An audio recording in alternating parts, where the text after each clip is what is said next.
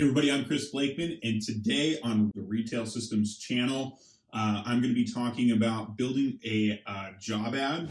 So I'm going to be talking about building an ad to go ahead and get some resumes in and get some applications going so you can go ahead and build your dream team for your retail business. So what's important is that you understand what we've talked about in the previous videos. You can go back and watch those on knowledge, skills, and abilities and job analysis, and kind of looking at what you want in your job, building your job description, designing the job.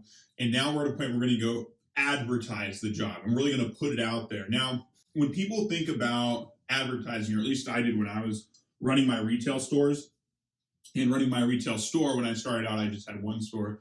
But when I was building my team, I thought about hiring, I needed to go out and post a job right away, right? And what we've learned is that there's a lot that goes into building out these job roles as far as designing them and taking some time to think about this stuff. And it's important for you to think about who you want to be working with. What are the kind of people that you want to be working with? And you want to profile that. So you actually want to think about characteristics and traits of the people that you want to be on your team. When you look at really amazing retail brands, like Apple, they have geniuses, or you look at restaurants, like certain types of restaurants that have themes, and the servers are a certain way, or electronic stores and they have people that are a certain way, or just especially enthusiast businesses, where the retail employees are the enthusiasts, they really understand the product and the process, garden centers, pet stores, those kinds of even art stores, art supply stores, places like that, bookstores, where the employees really actually like what they're doing, matters so much more than how much you pay them, okay? So this is a fallacy that I fell into, where basically I thought that I had to compete with Burger King on wage, right? Or I had to compete with McDonald's or the local cell phone store on wage. But that's not the case if you go about building your advertisement for the job in a way where you're really putting forward what the job is first and foremost, and what the store is first and foremost, and then what the pay is. So we're going to talk about that.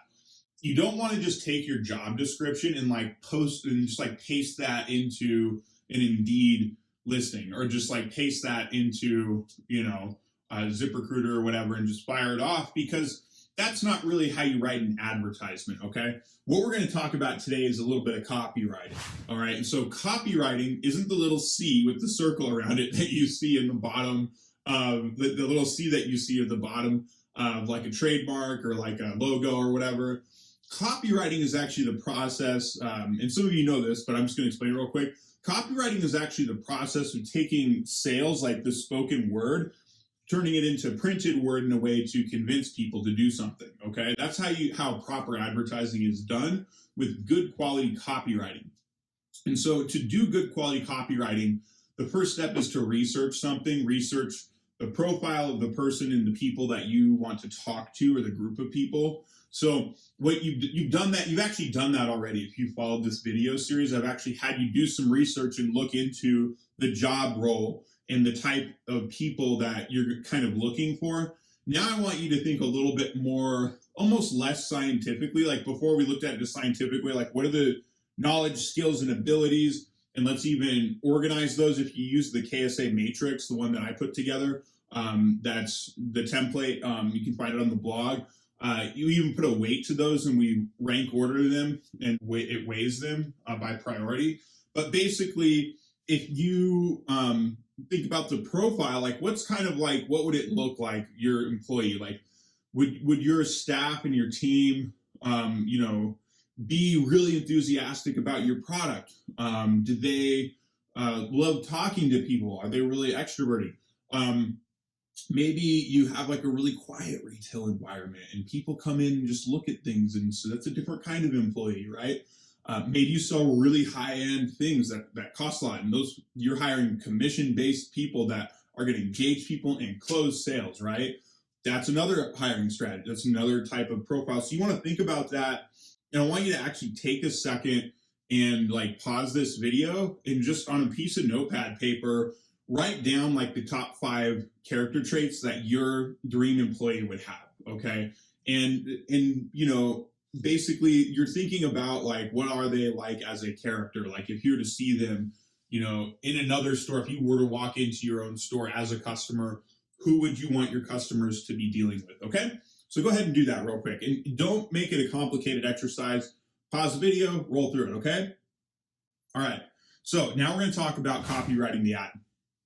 First step is we're going to go ahead and we're going to create a headline. So when you write an ad and you create a headline, you're throwing out a hook. It's like fishing, right? Like you're throwing out your hook and you're going to reel something in. So the headline really needs to capture people. And I've done this a lot. I've written a lot of job ads and built a lot of retail teams up to this point.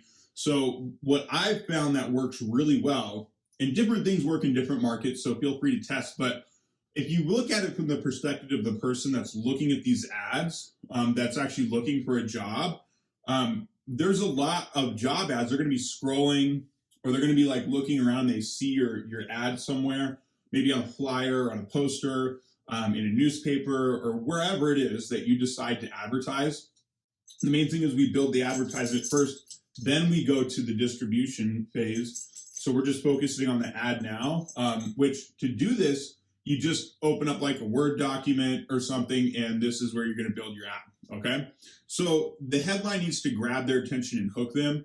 And what I found works really well is to ask a question, ask a big question that's going to pull in the people you want and push away the people you don't want. So, for example, I used to hire sewing teachers, okay, to work in my sewing machine store. Makes sense, right? Sewing teachers, sewing machine store.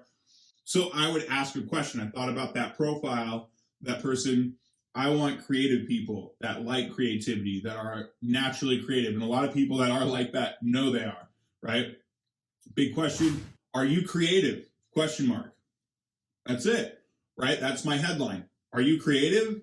Next is your subhead, okay? The subhead is going to be your main benefit statement. So the subhead is going to be the thing that pulls them into the rest of that ad. So that they read the headline and go, oh, I'm a creative person. Or better yet, they read it and they say, I'm not a creative person. They don't even look at your ad. You actually don't want people to look at your ad or contact you if they don't fit your profile. Honestly, like you don't, because you're already going to be screening people, and you might as well start that process right up front. And when people are looking at lots of different jobs, maybe on a job board, or they're scrolling, or, they see something that pops out like that, that kind of statement pops out to somebody that identifies with that statement, right? So, you want to ask a question, usually that's geared towards the profile to fit them into it. And people that aren't into that usually will just not, they'll just be like, oh, no, I'm not. Like another great question, like you're looking for a salesperson to sell high-ticket stuff in your store, maybe high-ticket appliances, high-ticket jewelry, high-ticket furniture, mattresses, stuff that requires a more in-depth sales process and decision-making process. Well, a good question right up front is, hey, do you like sales, right? Are you a great salesperson? Calling all great salespeople. Because here's the thing. Sometimes people aren't good salespeople and they know it, and they don't like sales jobs, and you do not want to hire somebody that even thinks maybe I could work in sales, but I don't really like it. Oh, that just says for salespeople, I'm not going to look at it, right? Then you can go ahead and set up an ad where the ad actually differentiates between the people you want and don't want for you up front with your headline, okay? Subhead's going to be the main benefit point. The subheadline is going to be the main point of benefit for this job ad. That's like, what's the main thing, right? So for example, I'll go back to the sewing teacher one, and also I'll have a link in my blog for you guys to actually check out my swipe file. I have a swipe file of actual job listings. Obviously don't rip them off, but they're pretty specific. I was hiring for pretty specific stuff, so you probably can't anyway. But so like for example, with sewing teacher, it's like, are you creative? come and work in a fun environment where you get to sew on a daily basis, right? And so now here's the main benefit is it's a fun, creative environment where they can sew on a daily basis. For somebody that digs creativity, sewing, and fun, I mean, who doesn't like fun? But there's a couple specific things in there. That main benefit statement pulls them in. Your main benefit statement should not be geared towards money or benefits unless it's a commission sales job. That's a little bit different. Now, I've had really good experience actually putting the main benefit statement for a commission only sales job. And this isn't for everybody. Not everybody watching this, not all the retailers seeing this, but some of the retailers have commission only salespeople or salespeople that are very heavily on commission. And you're hiring for a commission based job where it's very sales focused. That main benefit line could be, possibilities of commission incomes 80, 70, 70, 80, 90, $100,000 a year. And those need to be real numbers. You need to actually have salespeople making those numbers. And it is possible, you guys. I used to sell merchandise that was in the upwards of like $20,000 or $30,000, right? We sold things as little as $1, but we sold equipment, we had machinery. And so I had a sales team, I had salespeople on my team, and I had a handful of people over the years that made over $100,000 working for me. Okay. And that was a thing that I put in my ad for salespeople was like, if you want to, you can make 70, 80, 90, or $100,000+ a year working for us as a salesperson.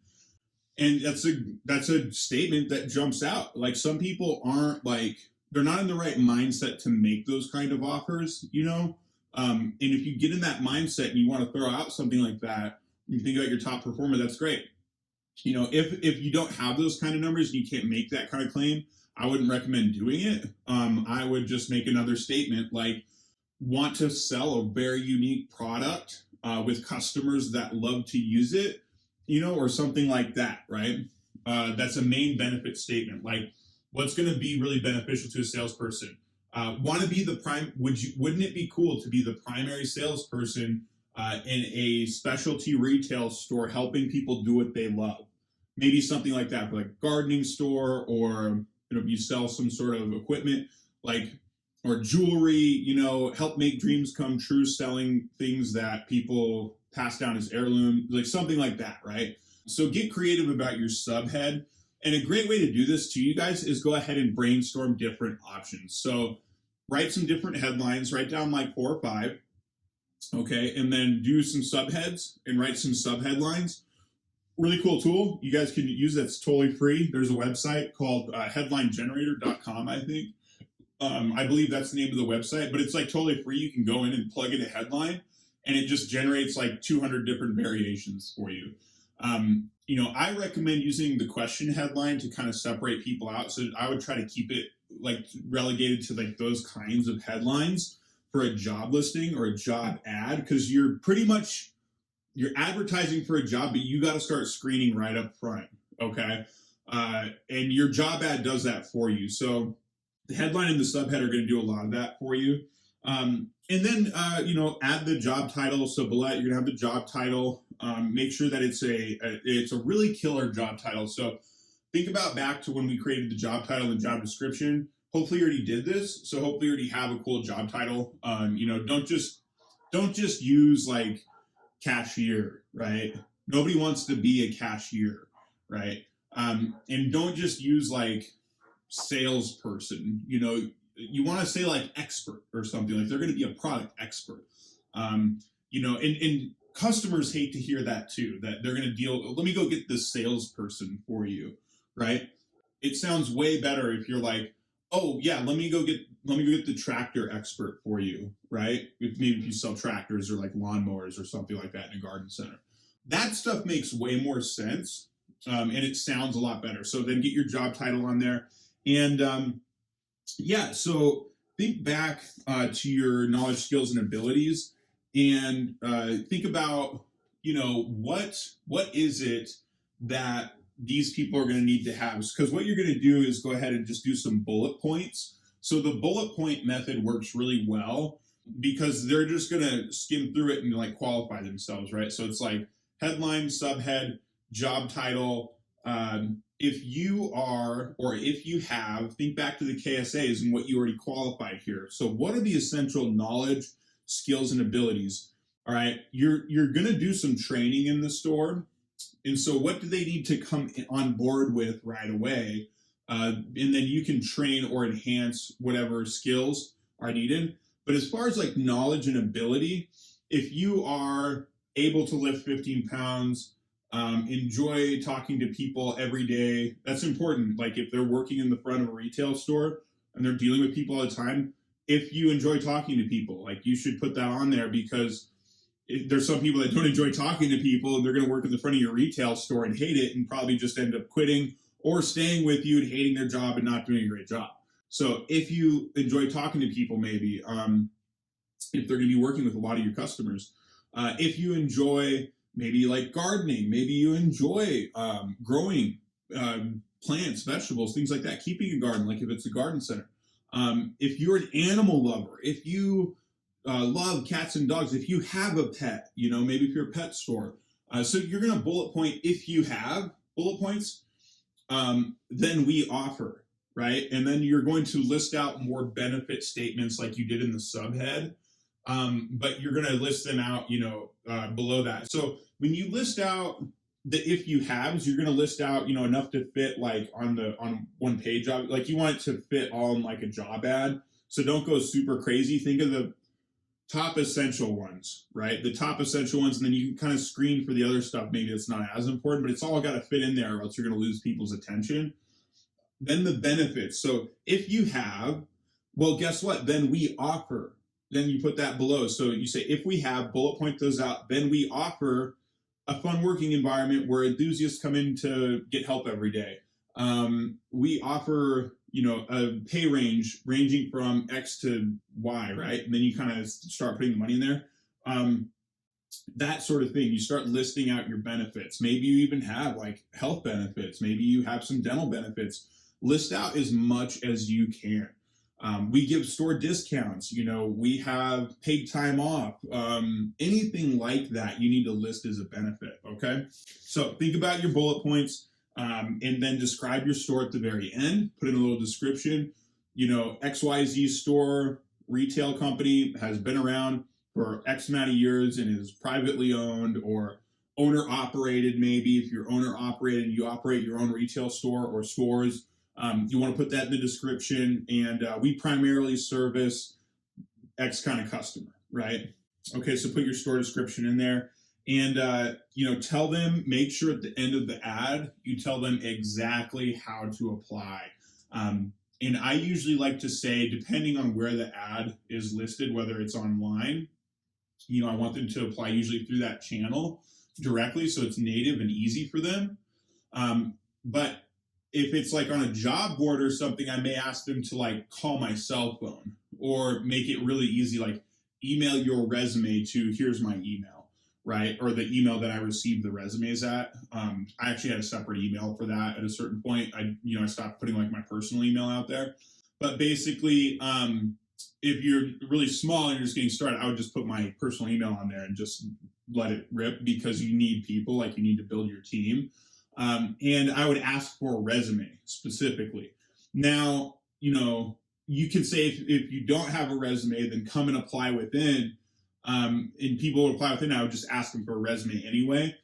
You'll find that in today's age, like in today's environment, if somebody can't bring you a resume, huge red flag. Honestly, you guys, like huge red flag, because most high schools at this point, like most school systems, train people on how to make a resume in critical skills, or they're taught that in a class called critical skills, or somewhere along the way they make a one-pager. If they don't have one and they're not motivated enough to build something simple, then that's kind of rough. Like the only times I really made exceptions for that was if somebody had absolutely no work experience. They were usually a young kid, and I was hiring them to work in the store part-time, or they had like a lower level position. I'd say, no worries, you don't have work experience, then go ahead and fill out this application. And I'd have them fill out an application in the store. still interview them and go through the interview process to make sure like I was bringing somebody on that I wanted on my team that would be good to work there and that I could afford to pay and train until they were monetized. And that's the other thing we're going to talk about in some other videos is when you bring people onto your team, they need to make the store money, right? Like, or they need to add value in a way that makes the store money, right? You don't want to have employees hanging out that aren't adding value to the store. It doesn't have to be through sales, generally speaking. There can be other ways people can add value to your business, obviously, that are making you money and like monetizing the business, but you need to be able to measure it. Okay, you need to be able to measure what's going on with the value that employees are adding to the store. So that way, when you go to hire, you can say, okay, you're going to add value to my store in this way directly. And we've kind of looked at that, though, with the job design and the KSA, so we should be good to go there, okay? Basically, that's your job ad. That's the rundown. Make sure at the end of the ad, you do have a call to action. That's another copywriting term, CTA, call to action. So maybe, apply here on ZipRecruiter or Indeed or Facebook or whatever, or email me your resume here, call my cell phone here. If you don't have like a team of managers or a manager in your retail business, and like you are the operator of the store, you pretty much want to be the person that they talk to. Like I put my cell phone number out there, my email, until I had like a layer of management going on. It didn't make sense. I needed to be talking to people and engaging with them directly. So in the next video, we're going to talk about, we're going to discuss how to distribute this ad, okay? Because there's a bunch of different ways to advertise jobs, especially with the internet now. But I'm going to give you some really good tips on how to advertise your job locally in your community and really get it out there in some things I've actually done that work really well.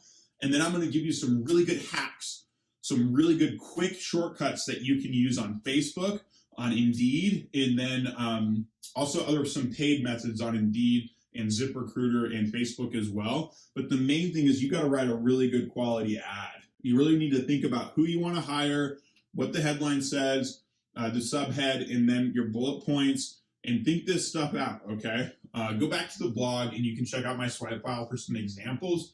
I'll just put it there for you as far as like what I used to use to hire people. And I did a lot of advertising for jobs. I hired hundreds of people, okay, over a period of time. And, I did probably like over 1,000 interviews and screening, having multiple retail stores. So basically, like I've tested a lot of these and like, the question headline thing, the subhead value point work really well because you want to stand out from all of the other jobs, basically. So with that, thanks for watching the video. Like and subscribe so you get notifications. Click the notification bell, click the little bell, and I'll see you in the next video. And we're going to keep building the retail team of your dreams. All right. Thanks, everybody.